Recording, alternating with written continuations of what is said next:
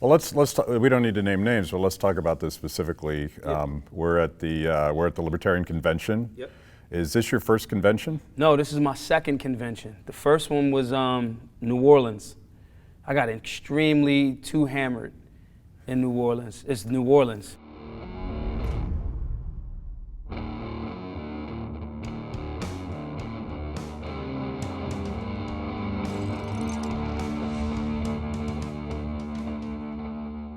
And some of the guys, you know, we floated around and we went bar hopping. We went on a bar crawl.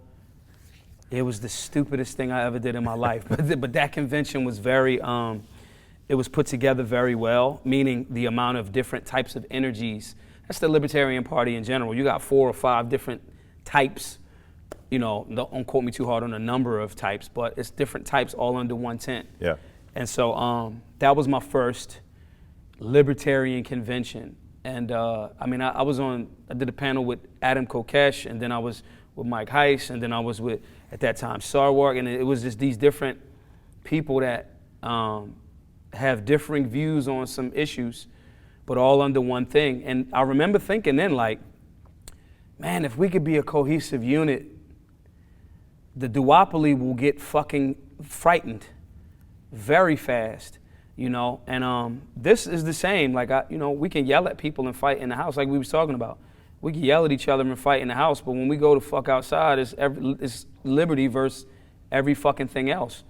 You know what I'm saying? And so hopefully this convention will have that same energy of that clash of ideas in a civil and respectful way, but we still advancing the cause of liberty. It's kind of like, I like the analogy of how the rest of society is supposed to work if we're free. Like, all of us are so different in many ways, and you could break down, like you said, 14 categories, but there's millions of categories because we all got different agendas, we come from different places. But it strikes me that libertarianism is that one place where we not only tolerate all of that, but we celebrate it. Like, we're all different, but that's not a problem, that's a strength.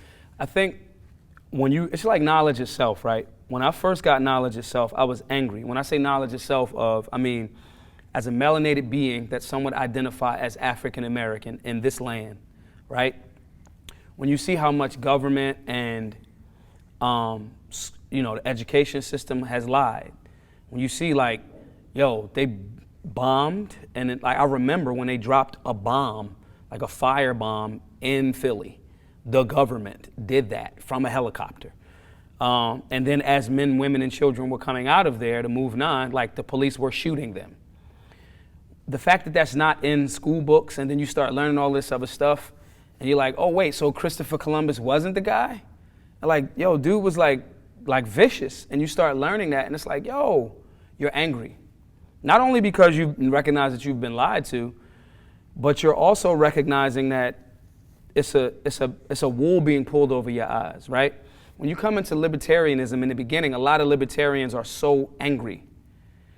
And they keep evolving into spaces where they're like, oh, well, that's just how they view it. As long as their views don't. Now, in principle, in theory, we say this is how we are generally. But in the beginning, when you running hot, you're that angry. And if it's not exactly this type of libertarianism, then you're a statist. And that's not really the case.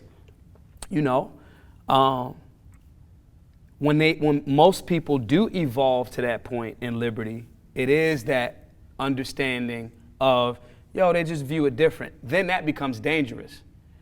Because freedom can make you complacent, because you're like, well, you're doing your thing, I'm gonna do my thing. That's cool until the other person that may not have that same evolved view wants the shit that you got. Yeah. And they're willing to litigate and create legislation to make you an outlaw for having the shit that you got. So that's when it becomes that level of respect for freedom becomes potentially a poison. Too much of anything is a trap. That love for freedom, like, you know how bad I want to just buy a house like in Wyoming and just like hang out, like with acres. Check out.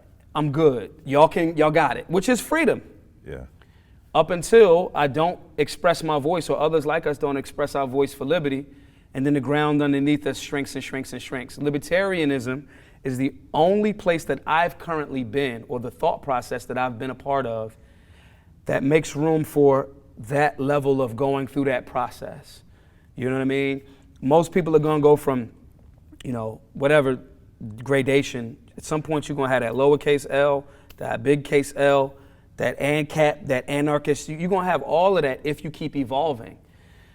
Where it becomes dangerous is if after your evolution, you then forget that there are not people that understand freedom and liberty the same way, and they haven't even grown into the understanding of that beginning phase of liberty. So they're still like, if I don't have a gun, you shouldn't have one, and the police are okay to have one. We get so comfortable in liberty that we forget, like, there's people out here actively trying to do that. And so it is libertarianism for me, as an ideology and a political party, does create that space. You just got to have some thick skin to deal with the people that are, even if they're in powerful positions in the party, they still have not necessarily evolved to that thought process of don't be angry at everyone's not the super purist. Yeah, it strikes me that we're still, like, libertarians are still in their youth, where it is all that rage. Like the true libertarians, capital T, capital L. Yeah. They're like Keanu Reeves. They just pulled the cord out of the back of their neck, and they realize that the world is not the way they thought it was, and they're pissed. Yeah. But to me, the philosophy of libertarianism, you got to get past the rage and anger about what government power has done to people, and start telling the story about the beautiful things that happen when people are free. I call it beautiful chaos. Yeah. And these guys sort of prove that point again and again. There's lots of chaos, but it's kind of beautiful the way people get to figure stuff out when they're left alone. Absolutely. And I think that, again, going back to that racism conversation, because it's like, again, melanated being in America, our nation has a history of racism. That's like, it's there, bro. I used to, as you know, I used to rob people. Sorry, bro. I just didn't get caught. It happened. That doesn't clean my karma up, though, if you believe in that sort of thing. What cleans your karma up is acknowledging it and solving it and, like, correcting it. Get them samskars, your life right? Based on no longer violating people and so forth and so on, whatever your belief system. Those tenets are there. But in the beginning, man, you see how the answer really, though, is not to point it to your fellow neophyte or a person that's totally unaware, to use the Keanu Reeves Matrix example. The answer is going, wait, the state was doing this shit to all of us. It's like when people had a conversation, Black Lives Matter, all lives matter. None of your fucking lives matter to the state. Outside of the extent that it can use you as a battery. And that's it. Juice you for continuously enslaving. That's what the state does. There's that nebulous energy that we identify as the state. When you start getting to that point, you start to recognize shit like, even racism had to be sanctioned, supported, and made legitimate by the state. It had to. Like, otherwise, naturally, people would just, like, congregate and go, this guy's cool, he's got great tattoos, I got tattoos, that's cool. Is he an asshole or is he, like, cool? All right, boom. The state goes, because then there's assholes on both sides. And they go, you shouldn't fucking, his tattoos are cool, but, he's a fucking white dude. Like, or, his tattoos are cool, his fucking Purple Rain t-shirt on, but fucking he's a black dude. Now, the state has to legitimize that bullshit in order to enforce it. Otherwise, motherfuckers just go, he's cool, or he's an asshole, she's an asshole, she's an asshole, and they, boom, your tribe is your tribe. There's nothing wrong with the tribalism when it's understood and respected on the other thing, going back to that other point. But the state comes in and goes, hey man, let's legitimize your fucking hate. Let's Jim Crow. Like, fuck it. Why? Those niggers should be over there. Fucking kikes, they gotta be over there. The state legitimizes that.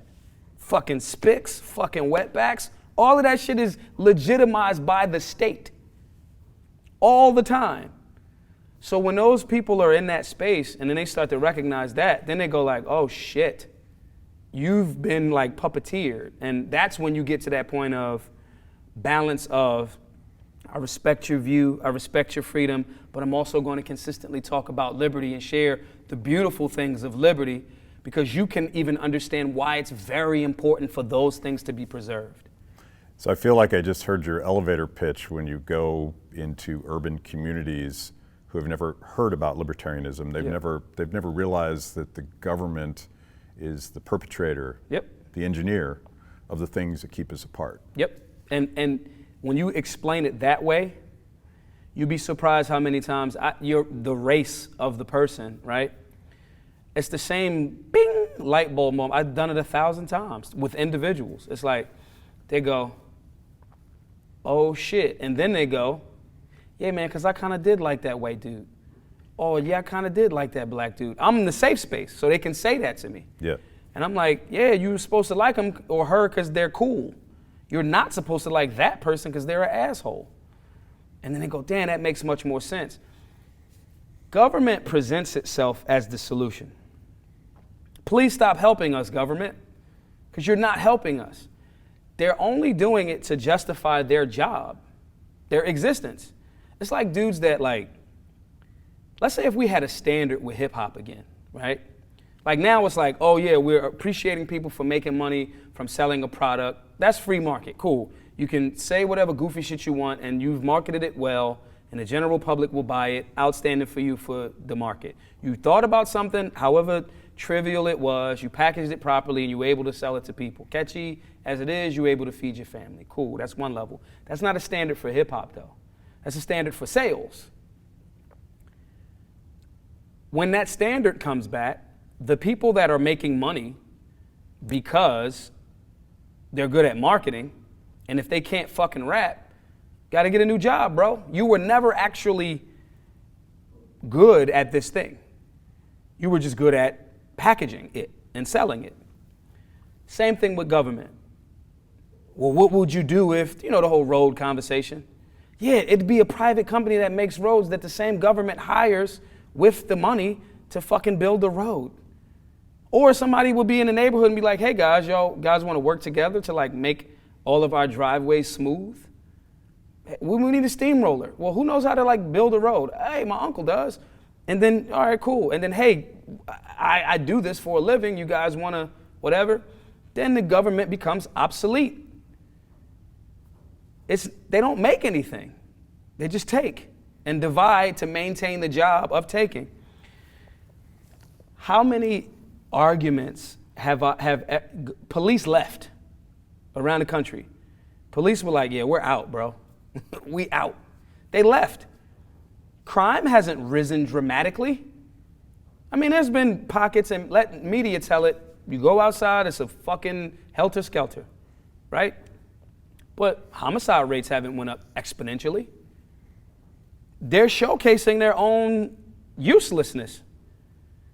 So when you package it that way to people that have felt, and most poor people, I don't care what your race is, especially in urban demographics, they felt that brunt of government. They just need somebody to explain it to them in a way that shows them yeah, you wasn't wrong for liking the cool white dude or liking the cool black dude. You just weren't aware that there was some puppeteer in the middle, Geppetto in the situation to make you not see that person for who they really actually were. And 9 times out of 10, there may be some, middlemen in between, but 9 times out of 10, it's the state. When you do that in that urban demographic, them light bulbs, they can't plug back into that matrix. The state and the two-party duopoly, and I'm sort of stealing from Justin Amash here.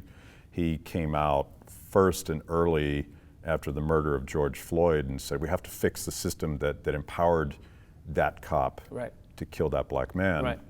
And he got a Republican, he got some Democrats, but he pointed out that the two parties feed off of the anger and the division, and he didn't use this word, but both parties are sort of virtue signaling, and, yes. and the right is saying blue lives matter, and the left is saying black lives matter, but any effort to reform, I guess we're just a couple weeks out now, and now we're toppling statues of abolitionists and even going after Frederick Douglass. I mean, what the fuck's going on? It's because everybody wants to be right and doesn't, a lot of people don't value the importance of doing right. Right, because it's such a subjective definition. Because it feels good to, right. to show off, It's right? like, yeah, this is where my values lie. All right, well, in action, like, fuck your potential energy, kinetically, like your kinetic thing, what did you actually, do? And it speaks to the level of ignorance. Like, you toppled a Frederick Douglass statue. Like, that dude's like top tier Hall of Fame checklist, like, freedom. I want to ask the guys that did it, like, okay, I know what he did. What did you do? Right. And okay, like, what did Freddie Wap do to you in his historical, like, I don't know what he did that's like, yeah, tear that fucking statue down. Did you not know who it was? Did you not know, like, did the statue look a little too European? You couldn't tell? Did your mind go, there's absolutely no way that this is a black dude? Your mind just went, white dude, must be racist, take the statue down. Then on the other side, on the right, it becomes, we got to defend these statues, all of them, because it's our history. But you didn't say the same shit when the Saddam Hussein statue was getting toppled. It's a fucking contradiction. Keep that same energy. Or just put a placard next to it and go, this was Saddam, he did this. Or in all the Stalin statues when toppling in the Soviet Union. Yeah, so it's That was a good thing. That was a good thing, right? So when you're talking about generals that were clearly racist, there's a statue in Philadelphia, it's not anymore, of Frank Rizzo. Frank Rizzo was an asshole. Frank Rizzo was a fucking racist, period. And he's free to be a racist. Cool, you're a racist? I like my racism right open. Oh, you don't fuck with me? Great. I don't fuck with you either. Cool. Let's do a high five because we don't fuck with each other. Frank Rizzo and those type of people are not worthy of statues. My life's work is to get a fucking statue. I want to be so righteous that I'm like, put him next to fucking Frederick Douglass. Damn, do we put him in the Maryland State House? Do we put him in the same room as fucking Harriet Tubman on this side and fucking Frederick Douglass? Where can we put a Maj Toure statue? That's where I want to go with it because my deeds and actions have been super righteous. Why the fuck would like Byrd, the Klansman, David, why? What the fuck? Like, I can even go with guys that had founding fathers. Contradictions, owned humans, some of them, right? But then Thomas Jefferson also kind of fucking wrote this thing that's like fucking amazing. So, all right, they do the contradiction there, but I can point to what he did great as well. I can't point to what Frank Rizzo did great. So that conversation, we on both sides have to recognize how fucking contradictory we're being. And then we keep saying, we're not like those guys on the other side. My criminal friends and my police friends are eerily similar, like scary. I'm like, bro, you sound just like my homie that just robbed. Yeah, I took his money off him. He's selling drugs. You're the cop. You're my friend. I love you. You sound just like my man when we used to rob people with drugs. You're the same person, but television told you, nah, because I wear this uniform and they wear that uniform, then we're different. We are walking contradictions. First own it, recognize it, and then go, okay, how can I be less contradictory? I talked to Justin Amash because I wanted to get his perspective as someone that, him and Massey, in those moments, I have tremendous respect for those guys. In those moments when they say a thing that's like not lock and step with their side or either side, I watch both sides like try to throw him in a meat grinder. And I'm like, yo, y'all know Amash was in that seat for like 11, 12 years rumbling? And he's saying like, yo, the current Republican Party is about, and this, I'm not quoting him, I'm just, do you like Trump or not? That is not what the party is supposed to be about. Sorry if you don't like it. The left, it's, are you hating Donald Trump or not, and the Democrats? That's not what the shit is supposed to be about. Then when somebody says it, that they can try to cancel, that has a position, like a Thomas Massey, saying, hey, wait a minute. This is the largest wealth transfer in American history. We kind of like got to be there to vote on it and like record it. Fuck no, I'm not staying in Kentucky at the Shire. No, I'm going to drive up there and we're going to deal with this. That's what he's supposed to do. That's like you had one job. Like, that's the job. A couple years ago, that would have been the expected Republican fiscally responsible thing to do. Now it's, oh, we got one grandstander. When Donald Trump said that, in my mind, I promise you, if I'm lying, I'm flying. I knew, I didn't talk to Massey at that time. In my mind, I'm like, oh my God, Massey's gonna oppose this. Because he said it, he was like, we might have one grandstander, we may have one. And I'm like, he's talking. And then the next day, I know who that is. And he was like, yeah, no, that's what we're supposed to do. When I'm a person that's saying, most of my friends are on the left, and I say, yo, bro, do you know what Republican means? You do know that we're in a republic. Do you know that's a part of all of these processes? It doesn't just mean pick that one party. When I say you as a sovereign individual, you are your own republic. Maj, here you go. You're just saying that because Donald Trump Jr. follow you on the gram. No, I'm not. I'm saying it because, like, this nuance and this balance and this history and this reading and this comprehension and this understanding of what a constitutional republic is, the process, the democratic process to defend the individual liberty, the reason why that pyramid is like legislative, executive, and judicial, like, yo, we got to check everybody. That is objectivity. So we have to, again, those guys like Amash and Massey, both sides will try to like cancel them at a certain point. However, I can't be canceled. You can't cancel me. So I get to say, like, fuck you. I get to tell a libertarian donor, eat a dick. Then I get made fun of for saying that. And then the person that like, oh, he's problematic will say to other people, eat a dick, because I'm right when I say it, because it's standing on a principle. I'm not, I don't got no fucking boss. You can't do nothing to me. And the American people don't, in that regard, have to get back to truth. Still respectfully, you ain't got to say eat a dick, you know, but at the same time, like, just truth of like, yo, bro, like, that's wrong, that's right. Regardless of the party, we in the house, I can check my brother. Bro, you wrong. Like, you ate my, like, Hershey's Kiss. That was mine. Don't, like, eat my Hershey's Kiss. Buy me another one. Like, you can, truth is not tyranny. Tyranny is. Truth and principles and values, these things sort of transcend people. Yeah. Because we all always, we fail those. Yeah. Those goals. And I want to go back to statues for a minute, because you said something really important. And I'll give you my take and get your reaction, because I think there's a pretty bright line between Rizzo and some Confederate general that stood for all the wrong things. Mm-hmm. And they were put up for all the wrong reasons. They were put up specifically to continue government segregation of people. Mm-hmm. And that's easy, like, tear that shit down. Right. But they're tearing down Thomas Jefferson and George Washington and Frederick Douglass. They're going after the Lincoln statue. And if you apply that principle to other people, they're going after Gandhi. Yeah. I guess they're going to go after MLK next. I don't know, because the logic of it is that person was flawed. But Washington, he did one thing that mattered. He gave up power. Yeah. Jefferson did one thing that mattered. He came up with this radical idea that people were more important than government. Right. Lincoln did one important thing.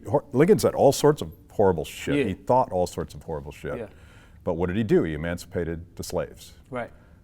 Gandhi, freak show. Yeah. He taught Dr. King how to build a movement based on nonviolence. Correct. So I think we need to distill the value and the principle in those people, in those statues that represent the value more than the person. Do you buy that? Yes, I do. Again, if we can add a personal hero of mine, Malcolm X. Criminal the whole time, like a lot before he changed. If he dies at that moment, like fresh out of jail, now his life doesn't have value, or because he didn't and he died a little bit later, right? Murdered, not died. So now does his life prior to that have no value? So no, that's not the case. I cannot be intellectually honest if I say, yeah, if the person's flawed, get rid of them. I can't. I use the Constitution. I use the Bill of Rights. These dudes, a lot of them, not all of them, Thomas Paine didn't own people. I was like, fuck no, bro, I'm not doing that, right? I'm a contradiction if I say that people are above redemption. And like all of your belief systems, like people that believe in like religion, like the whole Jesus thing, like, yo, the whole thing was like, hey, you could like be cool. Like Jesus was with the criminals, the bad guys. Like the story goes is like Mary Magdalene was like the prostitute. Like, I mean, she's a sex worker. I don't think it's wrong, but it's like, yo, that's her body, whatever. But in that story, like she's the bad person. I cannot, like, the prodigal son, like these are, you know, so many history and spiritual references are littered with stories of redemption. Rocky, the whole damn series is about like the underdog, then he wins, then he gets comfortable as the champ, then he gets his ass whipped, because then another guy, then he gets his thing back together and he went. Like every story is about redemption. So I do buy that. And the other thing is, while we're talking about these statues and these symbols, right, wrong, or indifferent, wherever you stay on it, and a lot of my folks that's down with Black Lives Matter, the organization, not the movement, I'm down with Black Lives Matter as a movement. I know what that organization has been co-opted into as well. With that being the case, while we're talking about these statues, police reform, criminal justice reform, cool, I hear you, and I agree.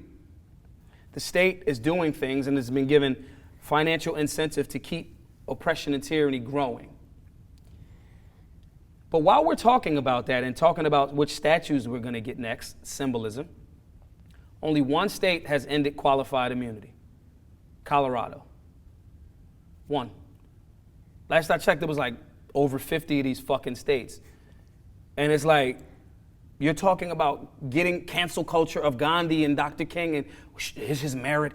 There was a rumor that he cheated on Betty, and I don't give a fuck about none of that. He's given up his life, which is more to freedom, which is more of a commitment than any of us have currently done, if you're alive. But qualified immunity in police unions, and Breonna Taylor was murdered by law enforcement in her home. Her boyfriend defended that home. We're talking about all of this. And the police department voted, they just got an additional $750,000. Fuck your symbols in regards to that. All of them, including fuck talking about getting Frederick Douglass statue back up. And I love Frederick Douglass. That is paling in comparison to the actual policy. One fucking state. Everybody's painting fucking Black Lives Matter on, yeah, because that's what the fuck we need. But these are the same people that was bitching about the symbolism about when Kaepernick took a knee.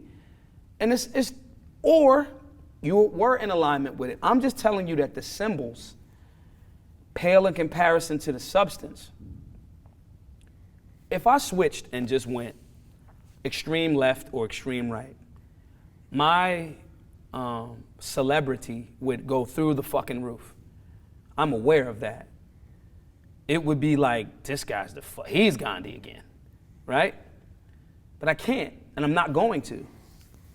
Because there's a nuanced, balanced approach to liberty that Americans actually need, not another pundit screaming for this symbolism on both sides. So that's my view on it. Like, no, them symbols, and I get you. Let's have that conversation about symbols, though, after we deal with some of these issues like police unions and fucking teacher unions and like freeing up some of these teachers to actually teach our children about liberty and getting some of this shit, trades, and fucking like our bridges are fucking falling apart around the country. Like, maybe we should worry about some architecture and some infrastructure. Let's free up our teachers and stuff to do stuff like that. And the other list of things that are more in alignment with substance as opposed to just the symbol of like, all right, fuck it. Put the Rizzo statue back up if we can end qualified immunity or get rid of the fucking police union. I'd take that deal. Yeah, I'm cool with that. Put Rizzo back up. We'll add a little placard next to him, but we end qualified immunity in Pennsylvania. Is that fair to everybody? Like, you know what I'm saying?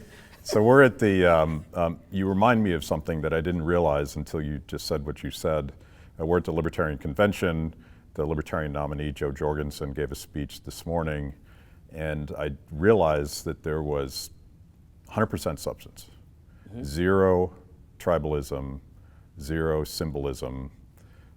It was almost a wonky presentation of how we have to dismantle all of these oppressive government programs. And she went through the police state, and she went through the war state, and she went through the healthcare system that is completely screwed up by government.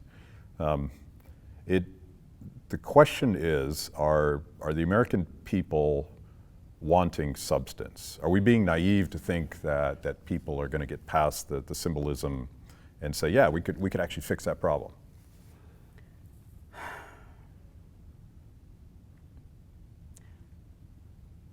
My belief wants me to say yes. I try to back that belief, because belief ain't knowledge. I try to back that belief up with the amount of people that are across the nation are identifying as independent. So many people are libertarian in theory and practice, but they aren't in the party, right? So I back that belief up with that knowledge, that data. My knowledge goes, Maj, you got your voting fraud aside, because I believe it was there in Philadelphia as well. You got you campaigned better than like everybody in Philly. Had cool videos, you know, it was like, oh man, this guy fucking gets it, right? It was on television, had a commercial, ooh, right? But I got my ass kicked. So it's a balance. It's the people are ready. The propaganda machine is just more powerful right now. And that's somewhat to our doing. This is going to sound arrogant, and I'm not trying to sound arrogant. I'm good at making liberty look cool as fuck. I understand PR. Not just public relations, perception creating reality. You know what I'm saying? I got a really cool car out there. Like it's a rental. Everyone knows it's on Orlando. I don't live in Orlando. It's a rental. But he's like, God damn it, Maj, that's a really cool car. Attraction. The modern Bernays and that PR movement, it works. That's why the left uses it so well. Because they can have no substance and win with symbolism. So yes, I do think that the people are ready. I think that we haven't collectively, as people that are about liberty and freedom, haven't made liberty as cool nationally. Yeah. So she gives her presentation this morning. It is facts. You know why Donald Trump's the president? Because he's an entertainer. Donald Trump is entertaining as fuck. When he did the little mini mic thing, oh, get me off this stage, I was there. I was like, oh, that's hilarious. And he's genuine. Is he an asshole? Yep. If I was like a billionaire for like 40 years, I might be a bit of an asshole. But it's entertaining and it's who he is. Yeah. Our genuine nature, because we've felt like we didn't want to, again, that freedom thing, we don't want to make too big of a print, so we don't push our way around. Stupid people, and I'm not saying anyone's stupid, but stupid people are very brash and confident. Smart people are smart a lot of times because they wait and are quiet and watch and get all of that. They're scientists. Meanwhile, while you're doing actual facts, the stupid person is in front of the camera going, hey, everybody, look at me, and they're gaining the popularity. So are the people ready for it? Yes. Are they going in that direction based on how they're genuinely identifying? Yes. But are they confident enough, or have they felt confident enough in liberty candidates to get behind them? The closest that I saw on a state level was Larry Sharp. Like, he got ballot access for New York. Like, I'll take it. You know what I'm saying? And he got on the urban stations, Hot 97, And it's like, he's sound. And he's like, yeah, I'm me. I don't, cool. You don't have to, his position on like border security, he's like, yeah, a lot of libertarians are like open borders, not me. And that's fair, So it's our fault. And I say it's our fault based on what we can control. It's our fault when you have cool ass fucking like libertarians running for office like myself. When I did, maybe I'm biased. I believe the whole party should have been like, go. And that purist thing and the disagreement kicks in. So on that level, it's our fault. But that doesn't like absolve the duopoly and the state from their deliberate attempts to make us not the super viable third-party option. That don't absolve them of that. They are doing things to deliberately, as the government does, to deliberately make sure that don't make the libertarians look crazy. Yeah. I mean, there's the mechanics and the duopoly keeps changing the rules and I think that was part of what happened to you in Philadelphia is just the machine was gamed against you. They dropped $250,000 for polling people the week of the election. I raised $70,000 the 3 months, right? They dropped $250,000. When I heard that, I was like, oh man, $250,000 to hire people to work the polls. Now, imagine if the libertarian movement had cool billionaires that was like bing, bing, bing, and the donors weren't giving shit to cool candidates.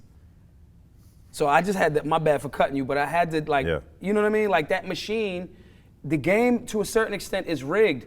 I needed 3,000 signatures to even get on the ballot. Republicans and Democrats needed like 1,000.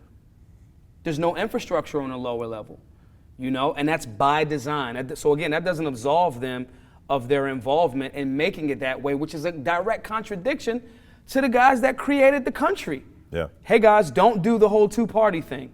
Hey, as I'm dying, George Washington. Hey guys, no parties. Soon as he fucking dies, party time.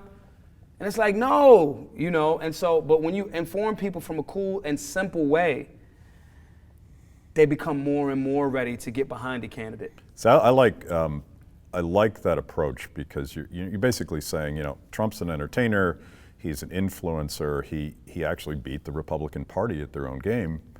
And it's kind of a chicken and an egg thing. We need more infrastructure, we need more money, and we need better, cooler candidates who can communicate to a broader audience, and you can't attract one without the other. Mm-hmm. I think it's the communicators. I think it's the storytelling that breaks up the other thing. Mm. And that's why we do what we do, that's why you do what you do. And I think it's just it's a matter of time, because everything else in our life, the top-down, one-size-fits-all system has fallen apart. Yeah. The corporate culture and the media culture and top-down, one-size-fits-all education, it's all falling apart. We still have this top-down, one-size-fits-all two-party duopoly. So I think it's going to happen. Yeah. But I don't think it happens from the inside. I think it happens by community. I don't even think politics does it. I think it's got to be the culture. Story and let's make liberty cool. Right. It's what I learned from getting beat up in that city council run was I put the cart before the horse.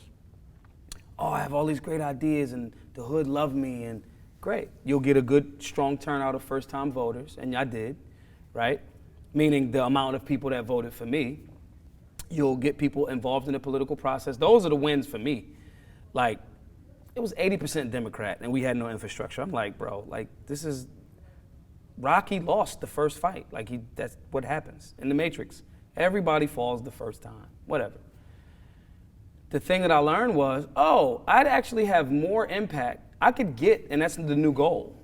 Let's get 50,000 people in Philly, 25,000 from the Republican Party, 25,000 from the Democrat Party, to now become libertarians. And then, like Nick Sarwark said on Dave Smith's show, now make that 50,000 people in Philadelphia or whatever city that you're in, make them now vote for the candidate. That's it. That is the infrastructure. Republicans try to flip me all the time. Come over here, man. Fucking, what are you doing? come over here. Nah, man, y'all like statists. You actually identify, that's the reason why you want me to come over there, because of how I am. You actually should come over here, like Justin did. If your party was different, then I would understand, yeah, okay. But it's that duopoly. Saying that to say, we didn't create the base first. Now it's like, oh, I got 2 years to create that base. Make the base. Explain this in the classes. This is why this is important. And you'd be surprised, you wouldn't, but the general public would be surprised how many people are like, yeah, this feels more like where I'm at. This is why a lot of people across the country are going, yeah, even the knee-jerk statement is, yeah, I don't involve in politics. Because you're like, this is bullshit. But when you have people on a local, state, and federal level, it's like, nah, bro, we're not playing that game. We playing it this liberty way. More people go, okay. And like you said, the translators. I'm going to try to link up with her while I'm here to lend some of my cool factor to her campaign. Because it makes sense. But if you can't out-cool the left or the right, quote unquote, I'm just saying these interchangeable whatevers. And like I said last night, I don't think that a lot of us, we know this intrinsically, but I think a lot of us libertarians are afraid because now you become the threat. I'm cool with getting fucking shot at for what I believe in. I didn't expect to be alive this long. I'm like, fuck, I'm still here. I got a fucking cool car outside. It's sunny, right? Then you got to look in yourself and go like, okay, when you become an actual threat. All of their things, this is another thing about Trump. Say what you want about dude. There's a lot of people gunning for him. Give a fuck what you say. It's like he's like up against like Hollywood. Like, you know what I mean? But he's continued. Do you have the internal fortitude to when they come and go, here's a bag of money to switch? Right. You know what I mean? Or the example I always give of Winnie Mandela, when Nelson was in jail and she was still fighting in apartheid in South Africa, they kidnapped her daughter. And they were like, we're gonna fucking kill your daughter if you don't stop. Winnie Mandela was like, kill her. That one body can't stop the overall thing. And they let the daughter go. It's like, okay, like you have to have a certain level of conviction as a libertarian. And you're not going to be the coolest and smartest in the room anymore because it's going to be a lot more people and it's a bigger pond. You got to be confident in that shit. You got to get money now. You can't just be smart and actually, like that shit won't work. That like fucking Code Red Mountain Dew in the basement shit, you got to step it up. When I go to CPAC, I got to like put on a fucking suit. I got to be the smoothest, coolest, well-dressed dude in the room because I'm going to say things that are going to challenge that conservative room. I love y'all. But I have to challenge you. This place is called the Reagan Dinner. Was Reagan as conservative as we would like him to be? Love y'all though. So we have to be able to step up into that, and we are a threat already. Now you got to get fucking rich, and you got to highlight and get behind. There is going to be a concentrated attempt to try to make Thomas Massie not be in his seat. Every libertarian watching this needs to donate some money to his campaign.